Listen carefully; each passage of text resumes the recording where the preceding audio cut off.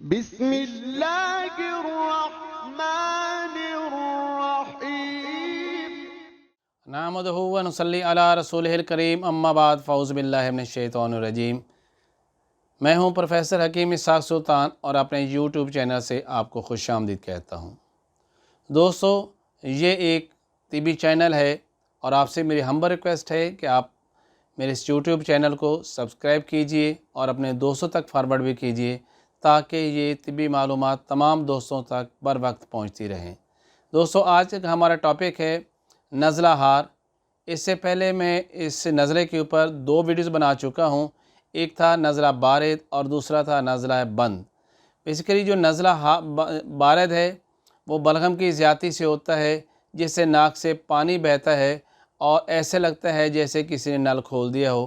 اور نزلہ بند کے بارے میں نے بتایا تھا، یہ خلط سودا کی زیادتی سے اور خشکی کی وجہ سے ہوتا ہے، جس سے ناک سے کسی قسم کا مواد خارج نہیں ہوتا بلکہ ہر ٹائم ناک بند ہی رہتا ہے اور ناک خارج کرنے میں زیادہ تکلیف ہوتی ہے بجائے ناک سے ایک مواد خارج ہونے کے ناک سے خون کے چند قطرے نکل آتے ہیں۔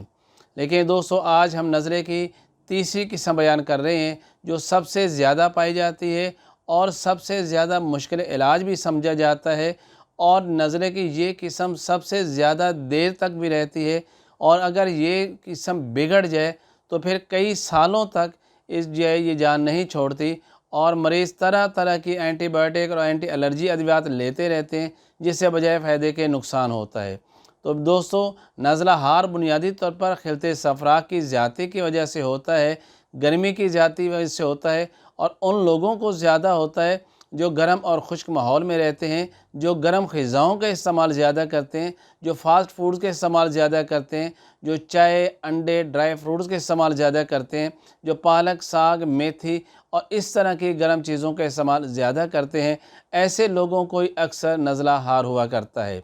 دوستو، ہمارے ناک کے اندر غشائے مخاطی موجود ہے، جس کا کام یہ ہوتا ہے کہ رطوبت دینا اور ناک کی اندرونی سطح کو ویٹ رکھنا، اور اس کا بنیادی کام یہ ہوتا ہے، ایک تو ہوا کو جو ہم اندر لے جاتے ہیں اس کو موئسچر دینا، دوسرا یہ ہے کہ بیکٹیریا جو ہے یا وائرس یا کسی طرح کا میکروب جو ہمارے ناک میں داخل ہوتا ہے تو اس کو کیپچر کر لینا اور اس کو مار کے یہیں پر ختم کر دینا، اور جسم کے اور ناک کے اندر امیونٹی کو بھی برقرار رکھنا۔ لیکن اگر کسی وجہ سے کوئی وائرس بیکٹیریا ہمارے ناک کی اندرونی جھلی، جسے ہم میوکس ممبرین کہتے ہیں یا میوکوزل ممبرین کہتے ہیں، اس پر اٹیک کرتا ہے تو ہمارا مدافعاتی نظام جو ہے وہ رد عمل کے طور پر غشائے مخاطی کو یہ حکم دیتا ہے کہ وہ رطوبات جو زیادہ خارج کرنا شروع کر دیں، اس لیے کہ یہیں پر بیکٹیریا یا وائرس یا کوئی بھی میکروب آیا ہے اس کو ختم کیا جا سکے۔ لیکن جب یہ ختم نہیں ہوتا تو پھر یہی رطوبت گاڑھی ہو جاتی ہے اور پیلے رنگ کی شکل اختیار کر جاتی ہے، جو اکثر جو ہے وہ ناک کے اندر خراش بھی اس سے پیدا ہوتی ہے، گلے کے اندر خراش پیدا ہوتی ہے، بار بار گلے کو صاف کرنا پڑتا ہے، اور جس رطوبت کو جب صاف کیا جاتا ہے تو ناک جو ہے وہ اس کے اندر سوزش آ جاتی ہے اور ناک جو ہے وہ سرخ ہو جاتا ہے۔ اسی کی وجہ سے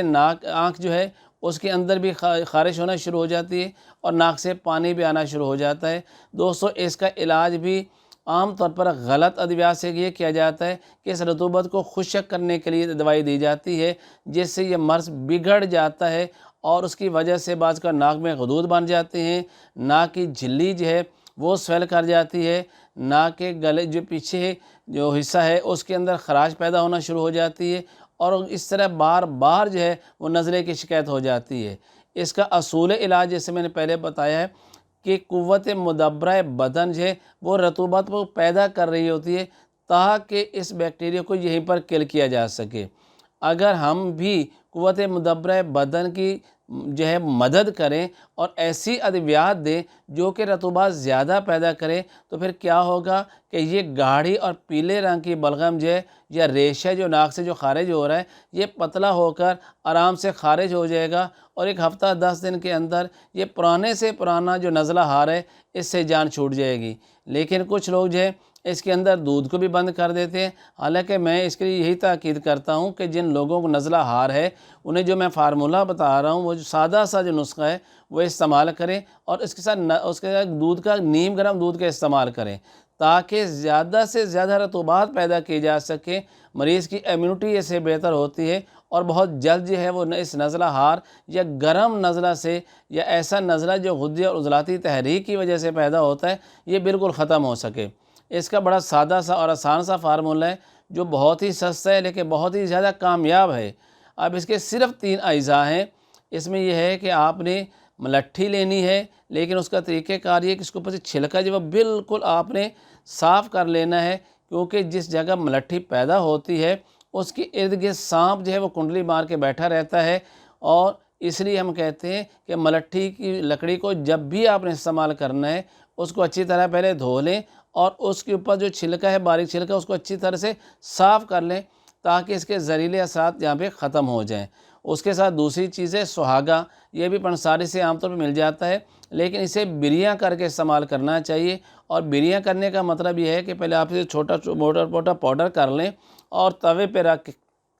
کر ہلکی آنچ پہ اسے جو ہے پکانا شروع کریں، تو آپ دیکھیں گے یہ سہاگا پہلے پانی کی طرح ہو جائے گا، پھر جیسے جیسے آپ اسے کسی چمچ سے ہلاتے رہیں گے تو یہ پانی خشک ہو کر یہ بالکل ایسے کھل جائے گا جیسے مکئی کے دانے جو ہیں وہ کھل جاتے ہیں۔ تو یہ بالکل اس میں سے پانی جو موئسچر ختم ہو جائے گا اور یہ کھل جائے گا، اسے ہم کہتے ہیں سہاگہ بریاں۔ اور تیسری چیز ہے ریوند خطائی، یہ بھی آپ کو بہت اچھی قسم کی لینی چاہیے جو کہ اندر سے پیلی بھی ہو اور سالڈ بھی ہو، لیکن اکثر بازار سے جو ملتی ہے وہ کیڑا لگی ہوتی ہے، اس کا کوئی فائدہ نہیں ہوتا۔ تو یہ تینوں چیزیں آپ برابر وزن میں لے لیں۔ مثلا اگر آپ نے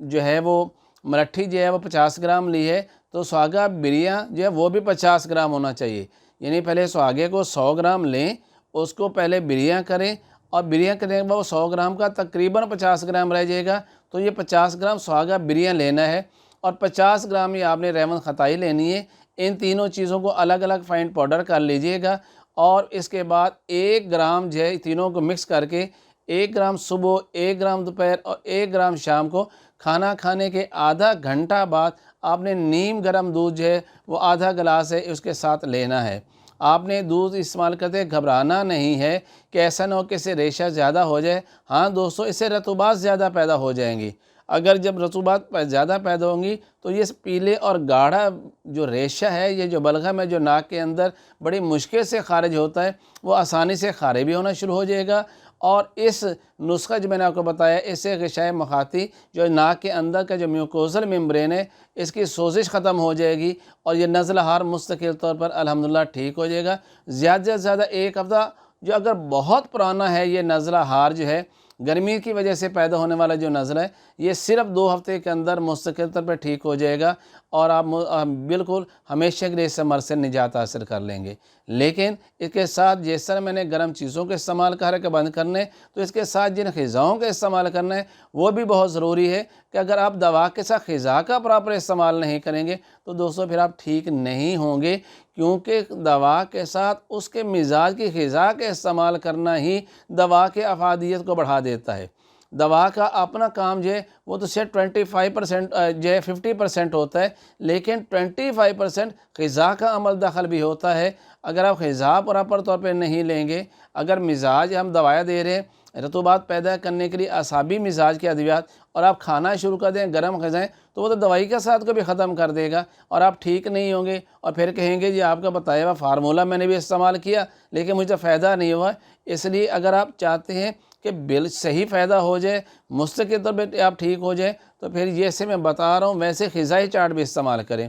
غذا میں کیا لینے ہیں آپ نے؟ سادہ سی سبزی ہیں، ٹنڈے، گاجر، مولی، شلجم، گھیا توری، دال مونگ کی، اور اس کے اندر آپ بکرے کا گوشت ڈال سکتے ہیں۔ اکیلا گوشت آپ نہیں بنائیں گے، سبزی کے اندر آپ گوشت ڈال سکتے ہیں، اور اس میں مسالے جو ڈالیں گے وہ کالی مرچ، ہلدی، ادرک، زیرہ سفید، موٹی الائچی، نمک اور آئل کے استعمال کریں، اور پتلا شوربے دار جو ہے وہ سالن استعمال کریں، اور اس کے ساتھ جو ہے وہ روٹی آپ نے بالکل خشک کھانی ہے۔ پھلوں کے اندر جو ہے آپ اسے خربوزے کے استعمال کر سکتے ہیں، اس آج کا سفید امرود آ رہا ہے وہ استعمال کریں، پپیتا وغیرہ ہے وہ آپ استعمال کریں، تو یہ چیزیں آپ کے لیے زیادہ مفید ہوتی ہیں۔ اور اس طرح پورے پرہیز کے ساتھ جب یہ دوا استعمال کریں گے تو انشاءاللہ آپ کے نزلہ ہارٹ ٹھیک ہو جائے گا۔ اکثر یورپ کنٹریز کے اندر جو ہے یہ نزلہ کے لیے ویکسینیشن ہر سال کروائی جاتی ہے، اس کے باوجود مریض کو جو ہے وہ نزلہ ہو جاتا ہے۔ تو اس لیے بجائے ویکسینیشن کروانے کے، جن لوگوں کو نزلہ ہار کی شکایت ہے،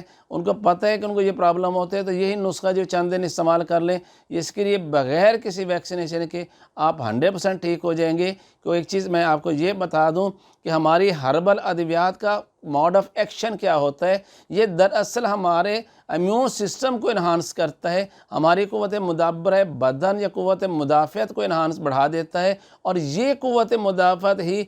بیماری کے بیکٹیریا، وائرس یا میکروبز کو ختم کر دیتی ہے، جس سے ہم بالکل ٹھیک ہو جاتے ہیں۔ مطلب یہ ہے کہ ہربل ٹریٹمنٹ جو ہے انتہائی سیف ہے، یہ دراصل آپ کے اندر قوت مدافعت کو بڑھاتی ہے، یہ آپ کے امیون سسٹم کو بڑھاتی ہے، اور اسے کسی قسم کا سائیڈ ایفیکٹ بھی نہیں ہوتا۔ پروفیسر حکیم اسحاق سلطان، لاہور، پاکستان۔